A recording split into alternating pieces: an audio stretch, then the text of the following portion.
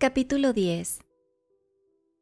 Cuando entró el criado, lo miró fijamente, preguntándose si se le habría ocurrido curiosear detrás del biombo. Absolutamente impasible, Víctor esperaba sus órdenes. Dorian encendió un cigarrillo y se acercó al espejo. En él vio reflejado con toda claridad el rostro del ayuda de cámara, máscara perfecta de servilismo. No había nada que temer por aquel lado, pero enseguida pensó que más le valía estar en guardia. Con voz reposada, le encargó decirle al ama de llaves que quería verla y que después fuese a la tienda del marquista y le pidiese que enviara a 2 de sus hombres al instante. Le pareció que mientras salía de la habitación, la mirada de Víctor se desviaba hacia el biombo. ¿O era imaginación suya? Al cabo de un momento, con su vestido negro de seda y mitones de hilo a la vieja usanza cubriéndole las manos, la señora Leaf entró, apresurada, en la biblioteca. Dorian le pidió la llave del aula. «¿La antigua aula, señor Dorian?», exclamó el ama de llaves. «Pero si está llena de polvo, tengo que limpiar y poner orden antes de dejarle entrar. No se la puede ver tal como está. No, señor». «No quiero que ponga usted orden, Leaf. Solo quiero la llave». «Lo que usted diga, señor, pero se llenará de telarañas. Hace casi 5 años que no se abre, desde que murió su señoría». Dorian puso mala cara al oír hablar de su abuelo. Tenía muy malos recuerdos suyos. «No importa», dijo. «Solo quiero verla, eso es todo. Deme la llave». «Y aquí la tiene», dijo la anciana, repasando el contenido de su manojo de llaves con manos trémulamente inseguras. «Esta es. La sacaré enseguida. ¿No pensará usted vivir allí, tan cómodo como está aquí?» «No, no», exclamó Dorian algo irritado. «Muchas gracias, Leaf. Eso es todo». El ama de llaves tardó aún unos momentos en retirarse, extendiéndose sobre algún detalle del gobierno de la casa. Dorian suspiró y le dijo que lo administrara todo como mejor le pareciera. Finalmente se marchó, deshaciéndose en sonrisas. Al cerrarse la puerta, Dorian se guardó la llave en el bolsillo y recorrió la biblioteca con la mirada. Sus ojos se detuvieron en un amplio cubrecama de satén morado con bordados en oro que su abuelo había encontrado en un convento próximo a Bolonia. Sí, serviría para envolver el horrible lienzo. Quizás se había utilizado más de una vez como mortaja. Ahora tendría que ocultar algo con una corrupción peculiar, peor que la de los muertos, algo que engendraría horrores sin por ello morir nunca. Lo que los gusanos eran para el cadáver, serían sus pecados para la imagen pintada en el lienzo, destruyendo su apostura y devorando su gracia. Lo mancharían, convirtiéndolo en algo vergonzoso, y sin embargo aquella cosa seguiría viva, viviría siempre. Dorian se estremeció y durante unos instantes lamentó no haberle contado a Basil la verdadera razón para esconder el retrato. El pintor le hubiera ayudado a resistir la influencia de Lord Henry y otra, todavía más venenosa, que procedía de su propio temperamento. En el amor que Basil le profesaba, porque se trataba de verdadero amor, no había nada que no fuera noble e intelectual. No era la simple admiración de la belleza que nace de los sentidos y que muere cuando los sentidos se cansan. Era un amor como el que habían conocido Miguel Ángel y Montaigne y Winckelmann y el mismo Shakespeare. Sí, Basil podría haberlo salvado, pero ya era demasiado tarde. El pasado siempre se podía aniquilar. Arrepentimiento, rechazo u olvido podían hacerlo, pero el futuro era inevitable. Había en él pasiones que encontrarían su terrible encarnación, sueños que harían real la sombra de su perversidad.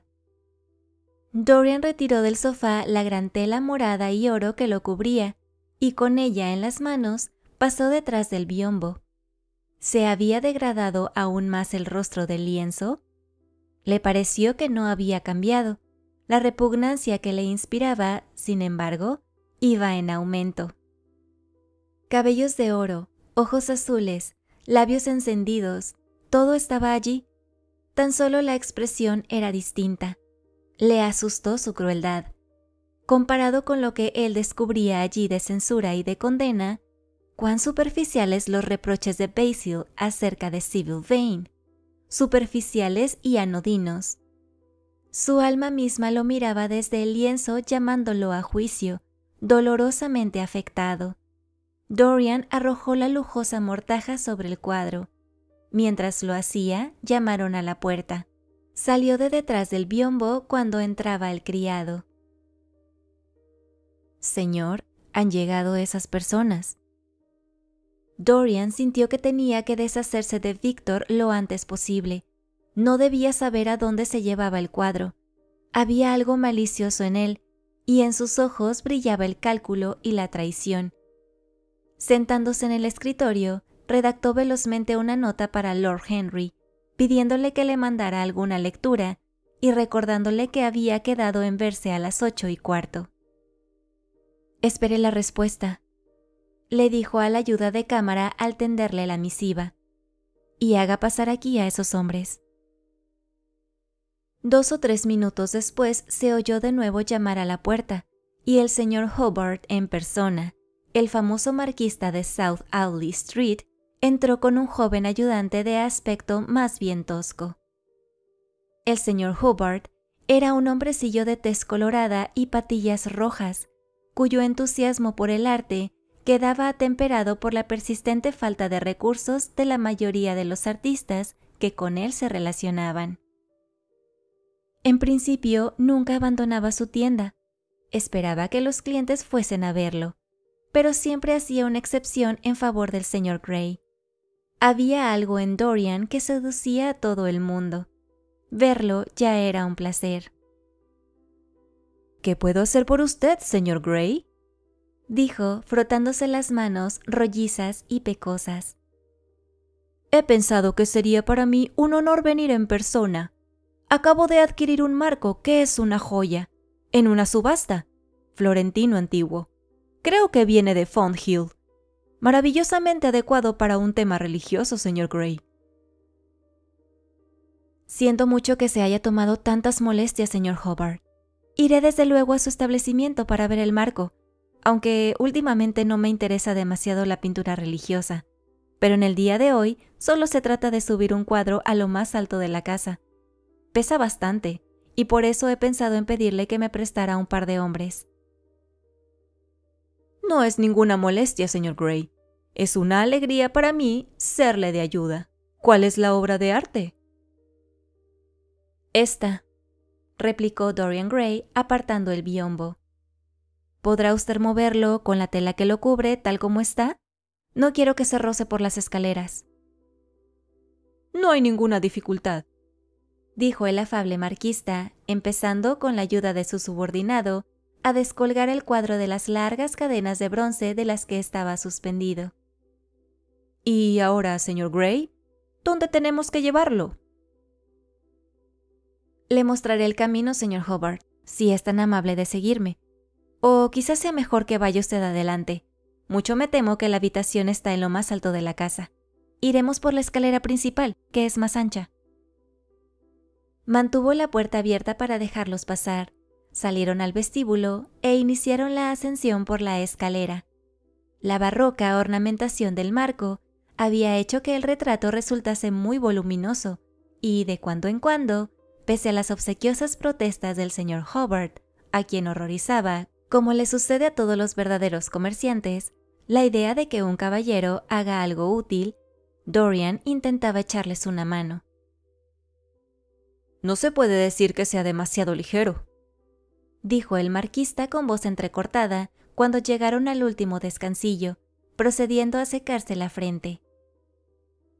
«Me temo que pesa bastante», murmuró Dorian mientras, con la llave que le había entregado la señora Leaf, abría la puerta de la estancia que iba a guardar el extraño secreto de su vida y a ocultar su alma a los ojos de los hombres. Hacía más de 4 años que no entraba allí, aunque en otro tiempo la hubiera utilizado como cuarto de juegos primero y más adelante como sala de estudio. Habitación amplia y bien proporcionada, el difunto Lord Kelso la había construido especialmente para el nieto, al que siempre había detestado por el notable parecido con su madre, y también por otras razones, y al que quería mantener lo más lejos posible. A Dorian le pareció que había cambiado muy poco. Allí estaba el enorme casone italiano, con sus paneles cubiertos de fantásticas pinturas y sus deslustradas molduras doradas, en cuyo interior se había escondido de pequeño con tanta frecuencia. Allí estaba la librería de madera de satín, llena de sus libros escolares, con signos evidentes de haber sido muy usados. De la pared de detrás aún colgaba el mismo tapiz flamenco muy gastado, donde unos descoloridos rey y reina jugaban al ajedrez en un jardín, mientras un grupo de certeros pasaba a caballo, con aves encapuchadas en las muñecas enguantadas. Qué bien se acordaba de todo. Los recuerdos de su solitaria infancia se le agaloparon en la memoria mientras miraba a su alrededor. Recordó la pureza inmaculada de su vida adolescente, y le pareció horrible que fuese allí donde tuviera que esconder el fatídico retrato, que poco había imaginado, en aquellos días muertos para siempre, lo que el destino le reservaba. Pero no había en toda la casa un lugar donde fuese a estar mejor protegido contra miradas inquisitivas. Con la llave en su poder, nadie más podría entrar allí. Bajo su mortaja morada, el rostro pintado en el lienzo podía hacerse bestial, deforme, inmundo. ¿Qué más daba? Nadie lo vería, ni siquiera él. ¿Por qué tendría que contemplar la odiosa corrupción de su alma?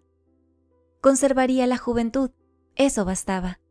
Y, además, ¿no cabía la posibilidad de que algún día nacieran en él sentimientos más nobles?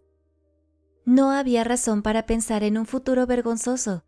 Quizá el amor pudiera cruzarse en su vida, purificándolo y protegiéndolo de aquellos pecados que ya parecían agitársele en la carne y el espíritu. Aquellos curiosos pecados todavía informes, cuya indeterminación misma les prestaba sutileza y atractivo. Tal vez, algún día, el rictus de crueldad habría desaparecido de la delicada boca y él estaría en condiciones de mostrar al mundo la obra maestra de Basil Hallward. No, eso era imposible. Hora a hora, semana a semana, la criatura del lienzo envejecería. Quizá evitara la fealdad del pecado, pero no la de la edad. Las mejillas se descarnarían y se harían flácidas. Amarillas patas de gallo aparecerían en torno a ojos apagados. El cabello perdería su brillo, la boca se abriría o se le caerían las comisuras, dando al rostro una expresión estúpida o grosera, como sucede con las bocas de los ancianos. Y la garganta se la llenaría de arrugas, las manos de venas azuladas, el cuerpo se le torcería, como sucediera con el de su abuelo, tan severo con él en su adolescencia. Había que esconder el cuadro, no cabía otra solución. «Haga el favor de traerlo aquí, señor Hobart», dijo con voz cansada, volviéndose. «Siento haberle hecho esperar tanto, estaba pensando en otra cosa». «Siempre es bueno descansar un poco, señor Gray», respondió el marquista, que aún respiraba con cierta agitación. «¿Dónde tenemos que ponerlo?» «Oh, en cualquier sitio. Aquí mismo, aquí estará bien. No lo quiero colgar. Apóyelo contra la pared. Gracias». «¿Se puede contemplar la obra de arte, señor Gray?» Dorian se sobresaltó. «No le interesaría, señor Hobart», dijo, mirándolo fijamente. Se sentía dispuesto a abalanzarse sobre él y arrojarlo al suelo si se atrevía a alzar la lujosa tela que ocultaba el secreto de su vida. «No deseo molestarle más. Le estoy muy agradecido por su amabilidad al venir en persona». «Nada de eso en absoluto, señor Gray. Siempre estaré encantado de hacer cualquier cosa por usted». y el señor Hubbard bajó ruidosamente las escaleras seguido por su ayudante, que se volvió a mirar a Dorian con una expresión de tímido asombro en sus toscas facciones. Nunca había visto a nadie tan maravilloso. Cuando se perdió el ruido de sus pisadas, Dorian cerró la puerta y se guardó la llave en el bolsillo. Ahora se sentía seguro. Nadie volvería a contemplar a aquella horrible criatura. Ninguna mirada que no fuera la suya vería su vergüenza. Al entrar en la biblioteca, se dio cuenta de que acababan de dar las 5 y de que ya le habían traído el té. Sobre una mesita de oscura madera fragante con abundantes incrustaciones de nácar, regalo de Lady Radley, la esposa de su tutor, una enferma profesional de gustos delicados que había pasado en el Cairo el invierno anterior, se hallaba una nota de Lord Henry y a su lado un libro de cubierta amarilla ligeramente rasgada y con los bordes estropeados. En la bandeja del té descansaba también un ejemplar de la tercera edición de The St. James Gazette. Era evidente que Víctor había regresado. Se preguntó si se habría cruzado en el vestíbulo con el señor Hubbard cuando se marchaba, interrogándolo discretamente para saber qué habían hecho él y su ayudante. Sin duda echaría de menos el cuadro. Lo habría echado ya de menos mientras colocaba el servicio de té. El biombo no había vuelto a ocupar su sitio y el hueco en la pared resultaba perfectamente visible. Quizás alguna noche encontrará a su criado subiendo sigilosamente las escaleras e intentando forzar la puerta de la antigua sala de estudio. Era horrible tener a un espía en la propia casa. Había oído historias sobre personas con mucho dinero, chantajeadas toda su vida por un criado que había leído una carta u oído casualmente una conversación, o que se había guardado una tarjeta con una dirección, o que había encontrado bajo una almohada una flor marchita o un arrugado jirón de encaje. Suspiró y después de servirse una taza de té, leyó la nota del Lord Henry. Solo le decía que le enviaba el periódico de la tarde y un libro que quizá le interesase, y que estaría en el club a las 8:15. Dorian abrió lánguidamente The Gazette para echarle una ojeada. En la página 5, un párrafo marcado con lápiz rojo atrajo su atención. Investigación judicial sobre una actriz. Esta mañana, en Bell Tavern, Oxton Road, el señor Danby, coronel de distrito, ha llevado a cabo una investigación acerca de la muerte de Sybil Vane, joven actriz recientemente contratada por el Royal Theatre de Holborn. El veredicto ha sido de muerte accidental.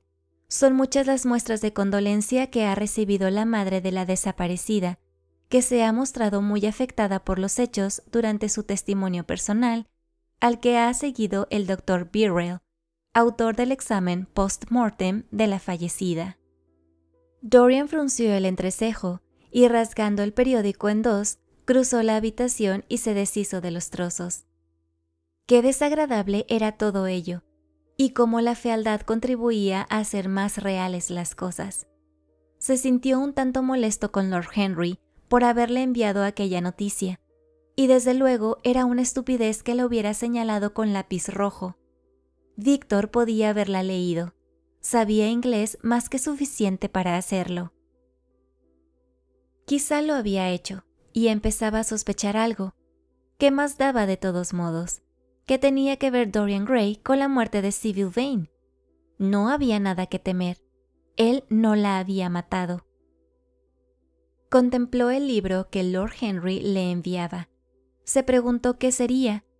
Fue hacia la mesita octagonal de color perla, que siempre le había parecido obra de unas extrañas abejas egipcias que trabajasen la plata. Tomó el volumen, se dejó caer en el sillón y empezó a pasar las páginas. A los pocos minutos le había capturado por completo. Se trataba del libro más extraño que había leído nunca. Se diría que los pecados del mundo, exquisitamente vestidos y acompañados por el delicado sonar de las flautas, pasaban ante sus ojos como una sucesión de cuadros vivos. Cosas que había soñado confusamente se hicieron realidad de repente. Cosas que nunca había soñado empezaron a revelársele poco a poco. Era una novela sin argumento y con un solo personaje, ya que se trataba, en realidad, de un estudio psicológico de cierto joven parisino que empleó la vida tratando de experimentar en el siglo XIX todas las pasiones y maneras de pensar pertenecientes a los siglos anteriores al suyo, resumiendo en sí mismo, por así decirlo, los diferentes estados de ánimo por los que había pasado el espíritu del mundo, y que amó, por su misma artificialidad, esos renunciamientos a lo que los hombres llaman erróneamente virtudes, al igual que las rebeldías naturales a las que los prudentes llaman pecados. El libro estaba escrito en un estilo curiosamente ornamental, gráfico y oscuro al mismo tiempo, lleno de argot y de arcaísmos, de expresiones técnicas y de las complicadas perífrasis que caracterizan la obra de algunos de los mejores artistas de la escuela simbolista francesa. Había en él metáforas tan monstruosas como orquídeas y con la misma sutileza de color.